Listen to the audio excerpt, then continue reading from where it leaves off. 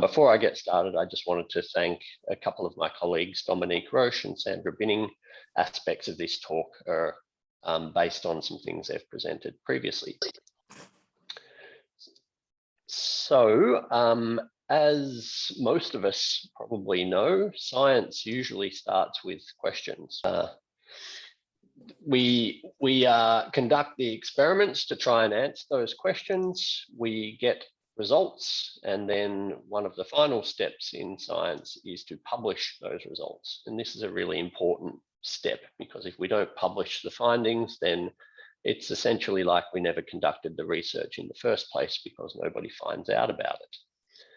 So publications are kind of the currency of scientific success, and we try and publish in the highest impact journals we can, and we try to publish as much as we can as well. It's been argued that this approach of publishing lots of papers and trying to publish in as higher impact journals as possible has led to a natural selection for bad science, where it's led to poorer methods and increasingly high false discovery rates. And indeed, that's what we do see. So many scientific disciplines are facing what we call a reproducibility or a replication crisis, where a large proportion of published results can't be independently validated by other research groups. So, for example, in psychological science, there was a big effort to try and replicate a bunch of papers in psychological science by this open science collaboration. So this collaboration involved 270 authors, and they attempted to replicate 100 studies across 3 psychology journals. And they were only able to replicate 39% of the effects in those 100 papers. So about 60% of the findings that were published in these psychology journals could not be replicated. In cancer biology, oncology, there was also an effort to replicate a bunch of landmark studies. So 53 landmark studies in cancer research underwent a replication attempt. And only 6 of those studies, or 11%, were successfully replicated. So we've got nearly 90% of published research in oncology is unable to be replicated by independent lab groups. There's a loud minority of people who are bringing this problem to our attention. And this reproducibility crisis spans all disciplines of science, ecology and evolution, economics, etc. It really is a really significant problem. There was a survey conducted by Nature, the Nature Journal, in 2016, and they asked scientists whether they think there is a reproducibility crisis. Here are the results of that. So only 3% of scientists said that there is no crisis, no reproducibility crisis, and 90% said that there is at least a slight crisis, if not a really significant crisis. So scientists are broadly aware that we have a big problem with reproducibility in science. Irreproducible results in biology might not have the same magnitude of impact on human welfare as in oncology or psychology, but they can have devastating effects on public perception of scientists. They can promote mistrust and denial on all sorts of topics, ranging from evolution to climate change, pollution, overfishing, etc. So what explains replication failure? There can be honest errors in the study. There can be all sorts of biases, conscious and unconscious biases. Small sample sizes is a common problem. Selective reporting, so maybe you measured a whole bunch of different parameters, but then you only report on the ones that kind of match your hypothesis or your story. P-hacking and other analytical and statistical approaches that are, it's really a form of data massaging so that you can achieve statistical significance in your findings. Unreliable methods in general, and there's also outright research misconduct or fraud. And this little cartoon here just depicts that scientists in general don't like to talk about fraud and scientific misconduct. Everybody's pretty aware that it's going on, but nobody likes to talk about it. So what is a replication? There are lots of terms and definitions, lots of forms of replication. I'm not going to go through all of these, but I've just highlighted a couple here: direct replication and conceptual replication. And I'll just expand a little bit on those two forms of replication. So one point to note first up is that there is no such thing as an exact replication. Every replication attempt is going to differ in at least some small way from the original study. So there's never going to be an exact replication. But a direct replication is a study that attempts to recreate the critical elements of an original study. So using the same samples, using the same procedures, taking the same measurements. A direct replication must duplicate those elements that are believed necessary for producing the original effect. A conceptual replication, on the other hand, attests an extension of the theory to a new context. So, for example, whether an effect extends to a different population, to a different life stage, to a different species. So really it tests the generalizability of an effect.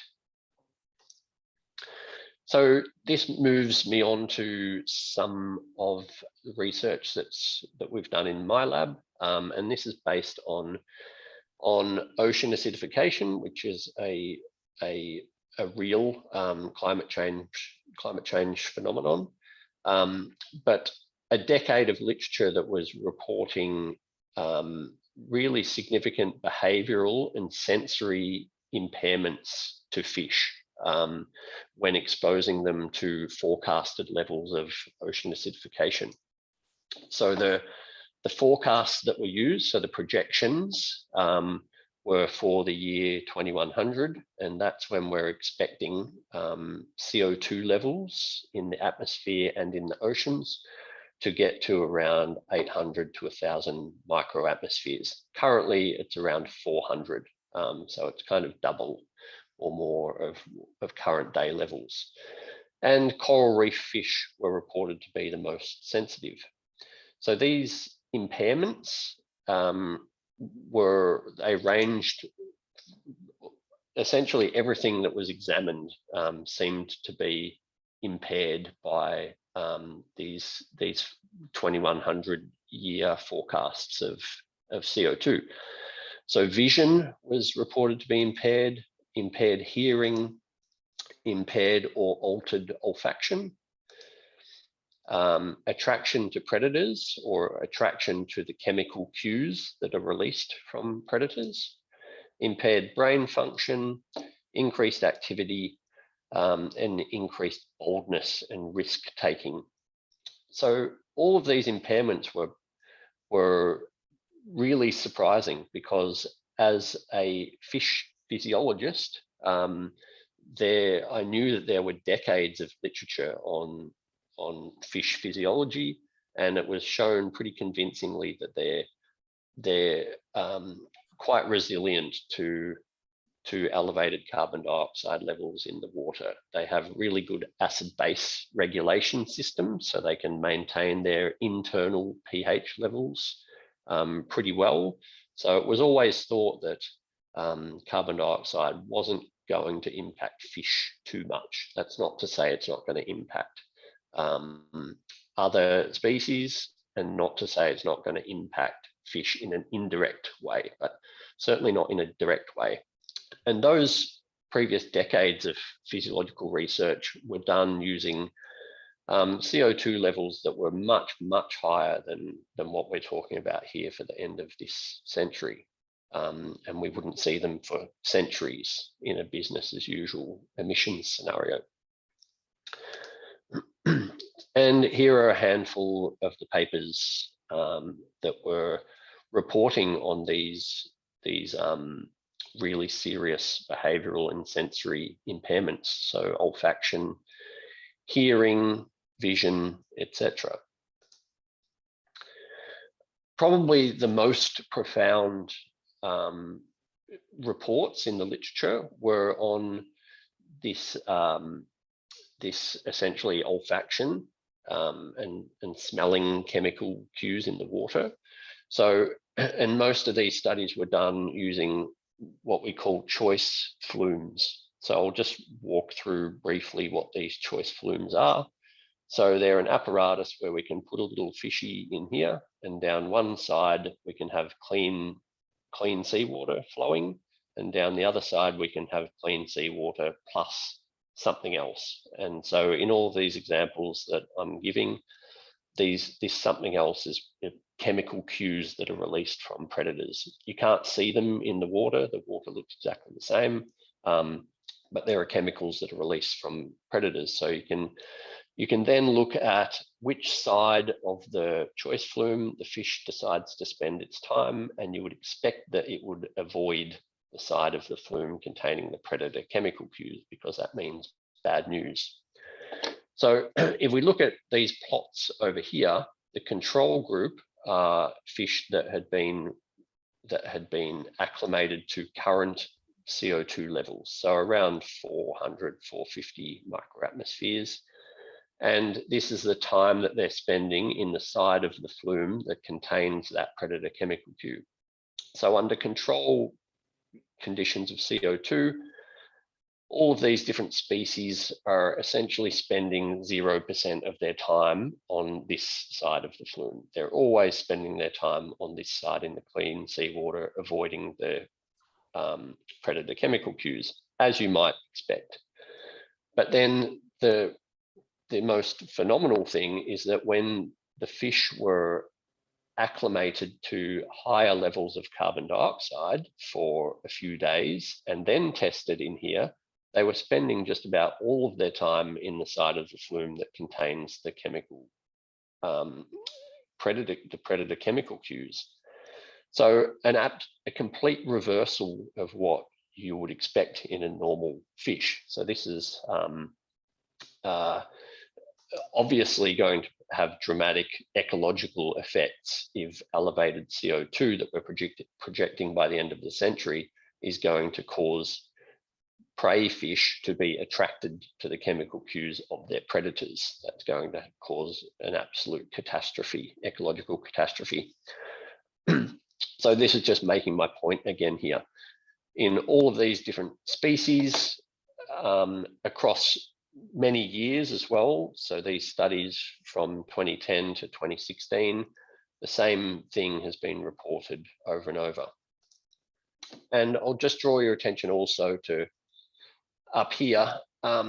There's really very, very little variation in a lot of these treatment groups, which means that every fish in that treatment group is essentially acting exactly the same as all the other fish. There's really no variance around those mean values, and that will come into play a bit later in my talk. It was a physiological mechanism was also proposed to underlie these really weird behavioral impairments. I won't go into too much detail here, but it was proposed that a receptor in the cell membrane of neurons was misbehaving, and ion transfer was ions were being incorrectly distributed across the cell membrane. So this figure here kind of shows what I was showing on the previous slide. This is the percent time that fish are spending in the side of the flume containing predator cues. I'll just get you to look at these bars up here. So in white, these are fish that had just been exposed to elevated carbon dioxide for a few days and then tested in the flume. And the same thing was reported. They spent about 90% of their time in the side of the flume containing the predator chemical cues. But when they were treated with gabazine, which is a receptor agonist, which kind of corrects what the proposed mechanism here of what's going wrong, and those fish were rerun, they spent much less time in the side of the flume containing the predator chemical cue. So the behavior has been corrected by treating them with this drug that corrects for this problem in the gabazine receptors. Tim, in the GABA receptors, sorry. Tim, forgive me and for again, note the really small variance in these research groups. Yes, Tim, forgive me for interrupting, and people who know me know I've got an obsession, but can you tell me what the error bars are in those graphs? And now you might not know, and it might not say in the figure legends, but I'm just curious. These are standard errors. Okay. Yep. And in the previous slide, I'm pretty certain these are standard deviations. Yeah, and what were the N numbers? I don't have those off the top of my head for the previous figure, but you can see here 14. And I'll just ask people to stay muted until the end, except for me, I've got chairman's privilege, but then do raise questions using the chat function. So back to you, Tim. Thank you. So these findings were the most profound thing that I've ever seen in biology in all of my years of research. So I was very interested in trying to understand more about what's causing these behavioral and sensory impairments. And given my background in physiology, I was more interested in kind of understanding the physiological mechanisms that might be driving these impairments. But first, of course, we had to be able to replicate the impairment to begin with, the behavioral sensory impairment. So we attempted to do that. It didn't go as planned. And for anybody who is interested, there's a blog post about some of the background to all of these attempts to replicate some of that work. I'll go into some of the results that we found during our attempts to replicate some of this work. So it was done over 3 years. We did lots of other things in the meantime, but we did distinct periods of trying to address this question over 3 years. We used over 900 fish, 6 different species and different life stages, ranging from larval fish all the way up to adults. And an important point is that we took steps to maximize transparency and reduce subjectivity in our results. Whenever you're studying behavior, especially, whether you're studying behavior of animals or humans, things can get very subjective.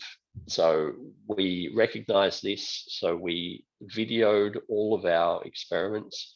We used automated tracking software to do all of the assessment of behavior for us. So we didn't have to jump in and use our subjective interpretation. And when we published the study, we made all of our data and code openly available. We measured a range of different things, avoidance of predator chemical cues using those choice flumes that I've already mentioned. We measured activity levels. We measured behavioral lateralization, which is just this, it's an assessment of preference of turning behavior. So some fish apparently have a preference for turning left, some fish have a preference for turning right, and it has been reported that elevated carbon dioxide removes this preference, which could have potential ecological ramifications. And we published our study in 2020. An important point is that 4 of the 6 species we used have been used before and reported to have severe behavioral impairments associated with high CO2. So I'm not going to go into all the results, but I'll just focus on what I think is the most interesting, and that's this avoidance of predator chemical cues using the choice flumes. All the previous work has presented results in bar graphs, which are not particularly informative. So I'm going to be presenting results as a time series. So all I want to do on this slide is translate what this bar graph would look like in terms of a time series. So these are actual data from Dixon et al. 2010. And it's showing the same thing as what we've spoken about on previous slides. When fish are acclimated to elevated CO2 levels and then tested in a choice flume, they spend 100% of their time on the side of the choice flume containing the predator chemical cue. Control fish at current day levels of CO2 spend 0% of their time in the side of the flume containing predator chemical cues, and all of their time on the side of the flume containing no chemical cues. So to get this result, this is what would have to happen in terms of a time series. The fish would have to get put in. Control fish, represented down here, would have to swim to the side of the flume containing clean seawater, whereas fish that have been acclimated to high CO2 would have to swim to the side of the flume containing the predator chemical cue immediately as soon as the experiment starts. And then they would have to stay there until the halfway mark. And at this point, you adjust taps to change the side of the flume that the chemical cue is flowing down. So now the chemical cue is flowing down the other side of the flume.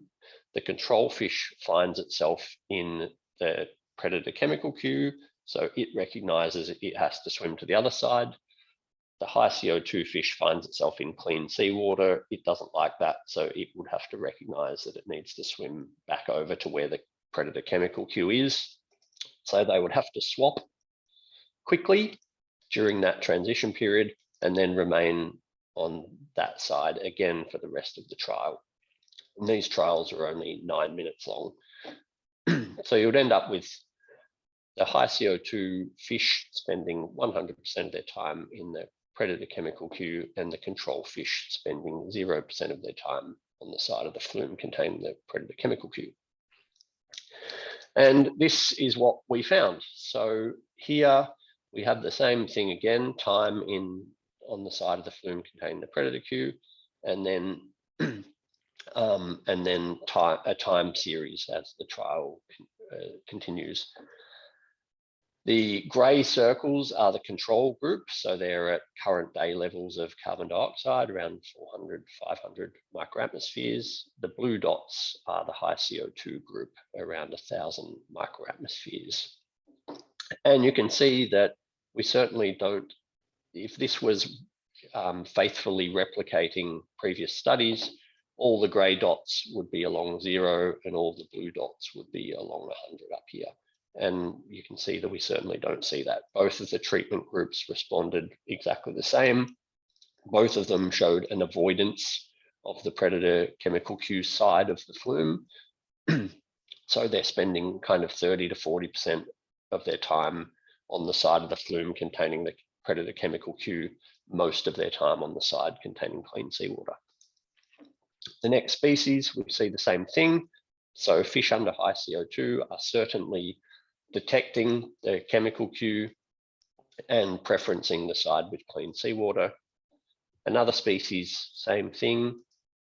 Another species, same thing, no significant difference between the treatment groups.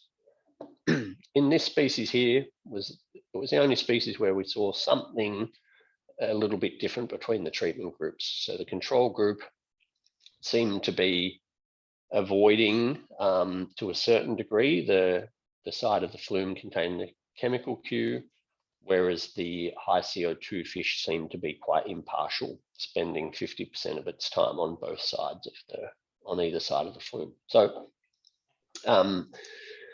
So these were the data from 2014, 2015. So we did more experiments in 2016, and we reused this species to see whether we could replicate our own findings here and whether we could have a model moving forward. So these are the data from 2016. These experiments were much longer, so we decided to put the fish into the choice flumes and leave them for 40 minutes with clean seawater flowing down both sides, just to get them acclimated, remove the stress of handling and transport. And then we turned on the predator cue to one side. So, and then up in this row here, we have early life stages. So for 2 of the species, we had larval fish. And then in this row here, we have later life stages, so subadults and adults, and we had that for 3 different species. So if we just focus on this one here in the middle, you can see that when there's clean seawater going down both sides, the fish don't really have a preference what side they're sitting on. And then as soon as the chemical cue is turned onto one side, they start to avoid that side. And both of the control and CO2 fish, there was no difference between these groups. They both detected it, they both avoided it. This is when the switch occurs, so they find themselves on the side, they find themselves in the predator cue. And you can see that over time, they start to transition to spending more time on the other side again. So they're detecting and avoiding the predator chemical cue. Same for this species over here. This is a species where we saw this kind of impartial side preference in the previous year. And again, we see that this species doesn't really respond as clearly as these other ones. So there's a bit of a species difference going on here, even though the apparatus and all of the methods were identical testing these 3 species. You've got this species here that is quite impartial to the predator chemical cues, but certainly no attraction of high CO2 fish to the predator chemical cues. Now, I just wanted to talk about an approach. It's a bootstrapping, called a bootstrapping data simulation approach. And we got this from a paper by Yuri Simonson. And he used it to detect implausible results in previous publications. So just to reiterate again, these are some of the findings that we're talking about from the past.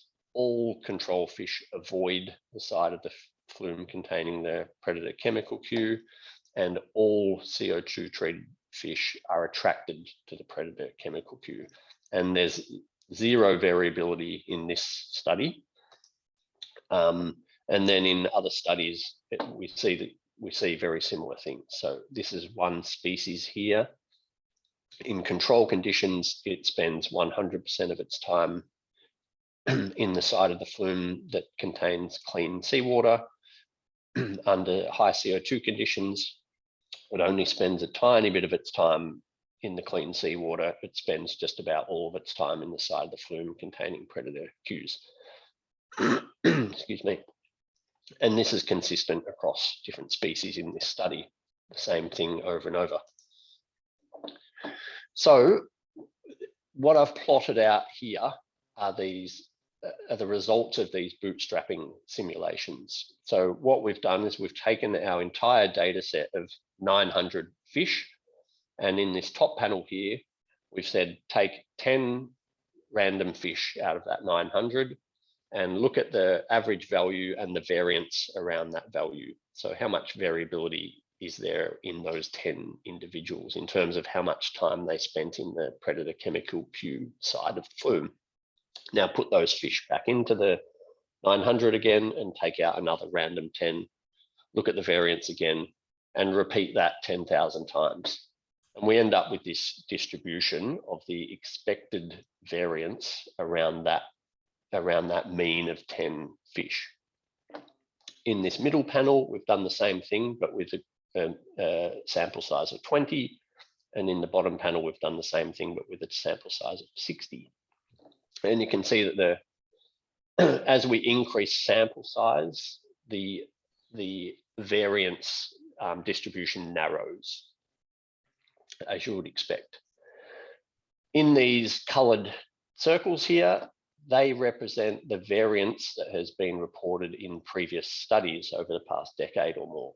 And you can see that whether the study used a sample size of 10 or whether a sample size of 20 or a sample size of 60, the variance reported in those studies is always below what's statistically and biologically realistic based on the real data that we have plugged into our bootstrapping simulations. So something a bit odd is going on here. So our study in 2020, it contained both direct and conceptual replications. So we tested previously used species in the same way as the original studies. We tested previously used life stages in the same way as the original studies. So they are direct replications. We tested new species in the same way as the original studies. So that's a conceptual replication. We're extending it to new species.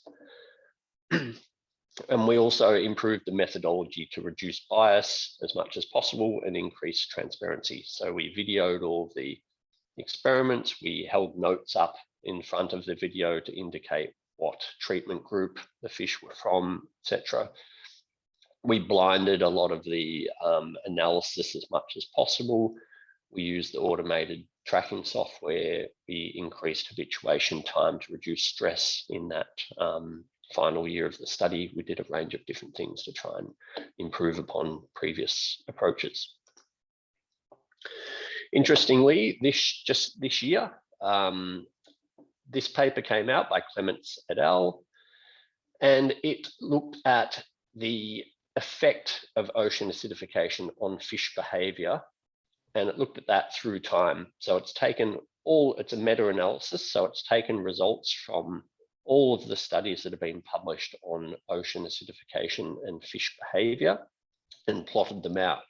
And you can see that in the very early days of this field, really high effect sizes. So this is saying that ocean acidification caused a huge change in the behavior of fish compared with fish that were in the control treatment.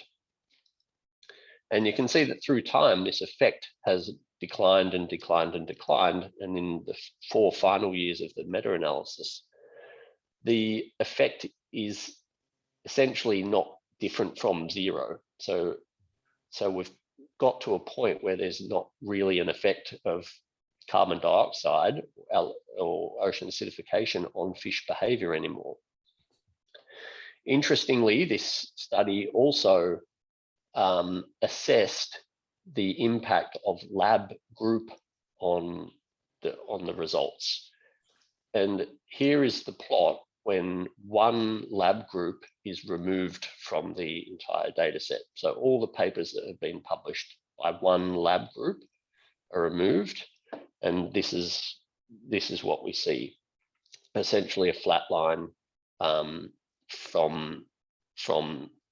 as soon as other people started to study this apparent phenomenon in 2012 all the way to 2019, we really haven't seen an effect of ocean acidification on any fish behavior since then.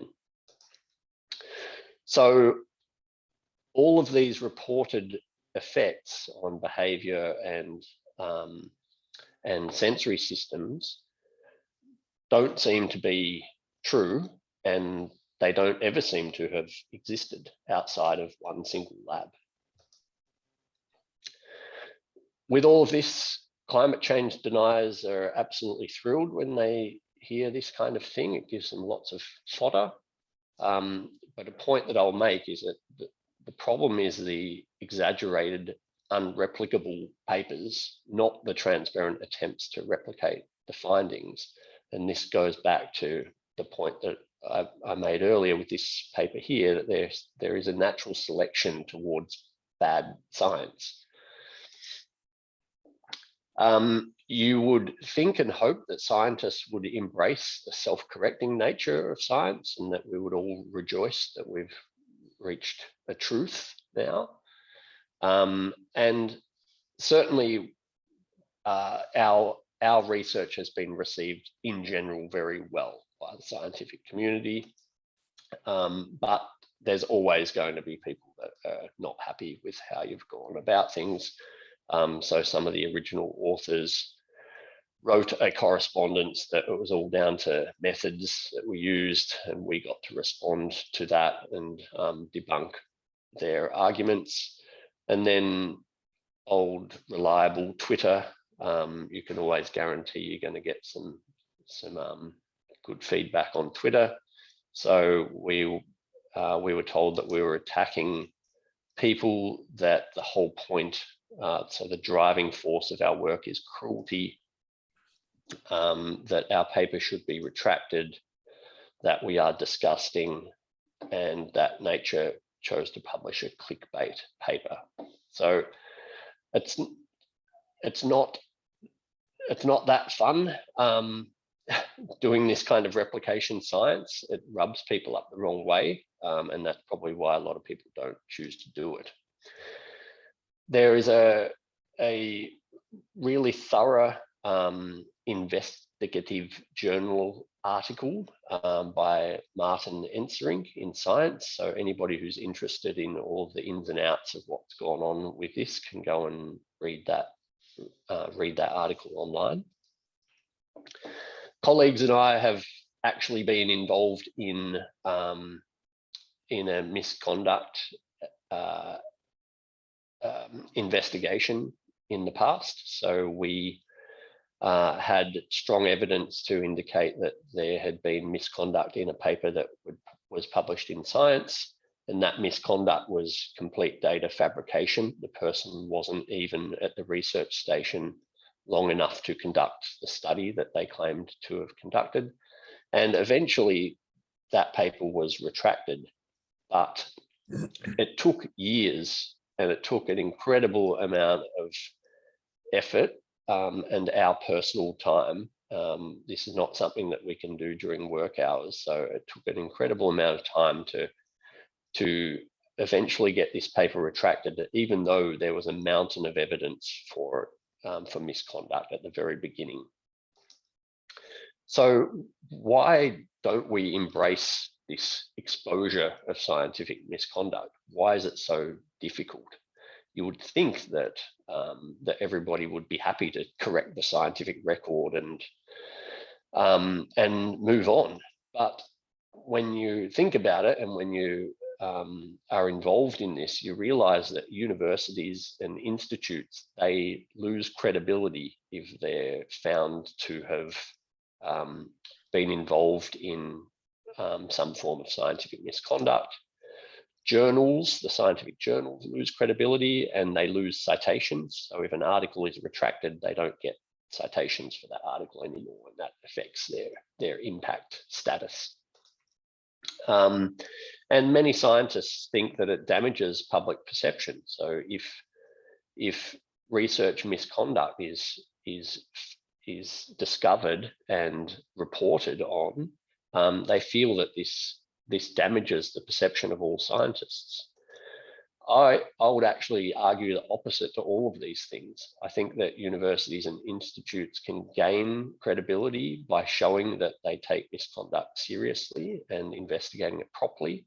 The same with journals. I think they can gain a lot of credibility by taking allegations that have good evidence, obviously, taking them seriously. And I think that the general public would have a much greater respect for scientists if they felt that we were doing a very good job of policing ourselves and appropriately investigating misconduct allegations.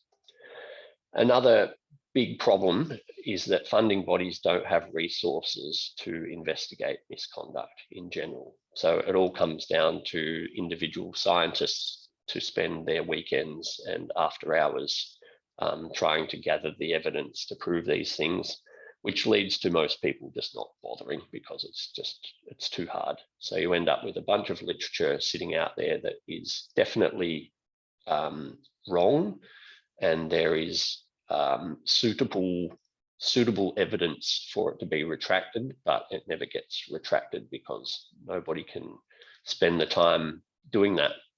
Another big problem is that there's no central research integrity board in Australia. So again, it all comes down to independent scientists to do the work. And then if there are any allegations made, that gets put onto the university or the institute to investigate. There's a clear conflict of interest there. They don't want to, they don't want the bad publicity of misconduct being exposed at their university. So there's a tendency to sweep things under the rug pretty quickly. So a final point that I'll reinforce here is that shoddy research compromises global action. So incorrect links between climate change and fish behavior. I think this breeds climate change denial and inaction.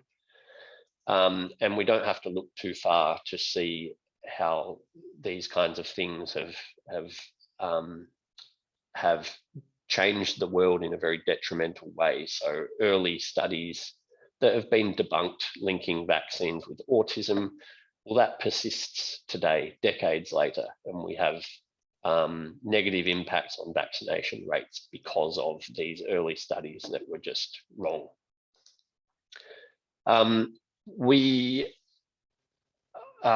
very cognizant of not being portrayed as some kind of climate denier or something, which is a tendency for people to suggest when we publish this kind of research.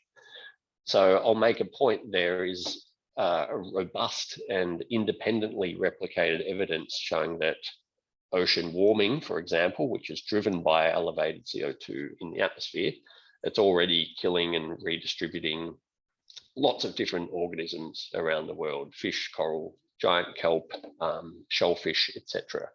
So climate change is real. We just need robust science to encourage trust. And how can we improve transparency, reproducibility, and trust? Well, there are several mechanisms that we can use. One of them is open data. So all the data that we collect should be made publicly available. I think that's a really good step because then people can go and interrogate the data set as much as they like. All of our materials, so our analysis code, statistical code, etc., that all should be made available as well so that people can plug the data into that and see if they get the same findings as what we do. There are other approaches as well, so pre-registration. I'm not sure how many people have heard about that, but that is when you submit your plan and your methodology to a journal before you've conducted the study, and it goes out to peer review and comes back, and you refine it, and eventually, hopefully, you reach a point where everybody agrees that this is the right way of conducting the study, and then the journal guarantees to publish that research once it's been conducted. So this gets around people kind of cherry picking data and coming up with their own story after the study has been conducted, because you already have this guarantee that the journal is going to publish it. One that I've already mentioned throughout, I think that for really subjective measurements, so especially in behavioral type measurements, we need visual evidence. There was never any visual evidence for all of the previous work that we were trying to replicate. So it was impossible for us to actually see with our own eyes what was apparently going on in those studies. And to ram home the point again, I really think that Australia and every country needs a centralized research integrity board so that it's not up to universities and institutes to try and investigate their own people. With that, I'll acknowledge some of my close colleagues and be happy to take any questions. That was just a tremendous talk, Tim, that really warmed my heart, and I couldn't agree more with everything. As the comments come in, there's one from Hamza Pathalakath saying, thank you for a wonderful talk. My take-home message is that we scientists are not different from the cross-section of our society. We have honest and dishonest in equal mix. As you were talking and showing those graphs, it reminded me of Jacques Bonveniste, who published a paper in 1988, supposedly proving homeopathy. But that paper was eventually retracted, unfortunately, after it was published. But John Maddox, the editor-in-chief of Nature at the time, published this commentary lamenting the fact that biologists didn't understand sampling errors. And so a lot of those simulated distributions were hearkening back to exactly the same points John Maddox was making over 30 years ago. I see.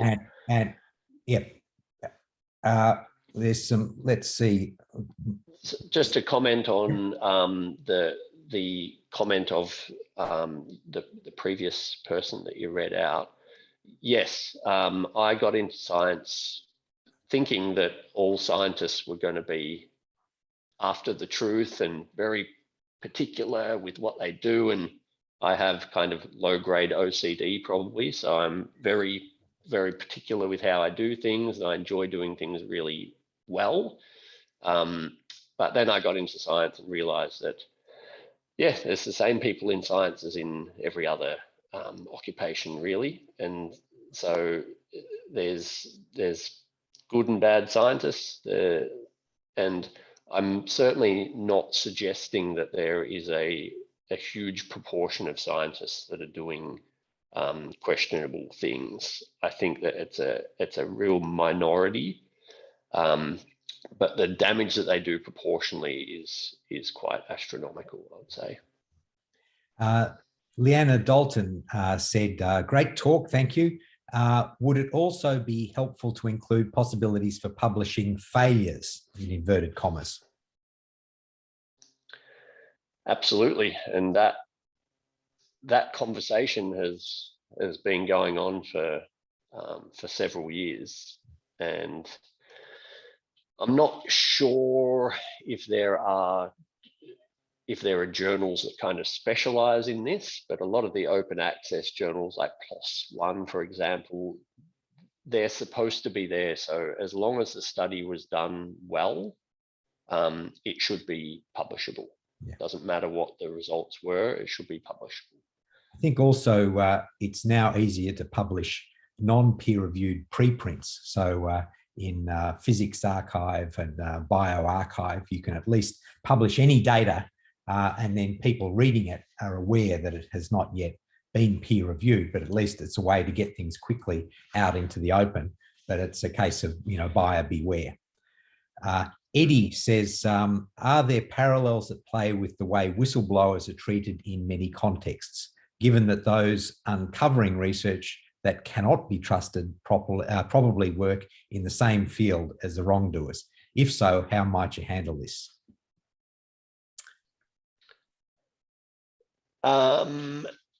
Yes, so I guess Eddie is referring to kind of a conflict of interest in terms of that there might be competition across research groups or something like that.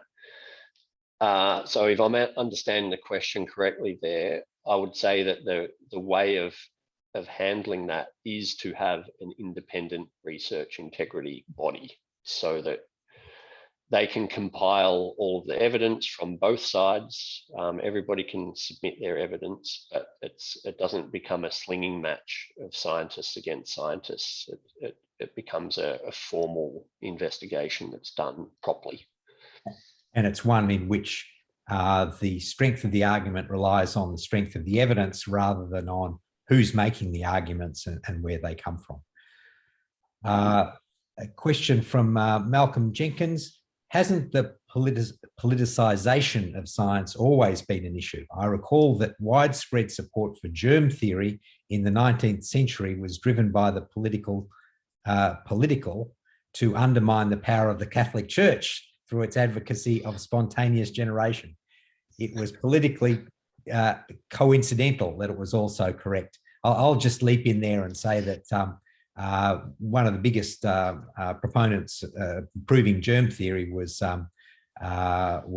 Louis Pasteur, and that led to fantastic developments such as pasteurization of milk. But he also was initially working on plants and the wine industry, and germ theory has been proven by strong experimental evidence for many, many years.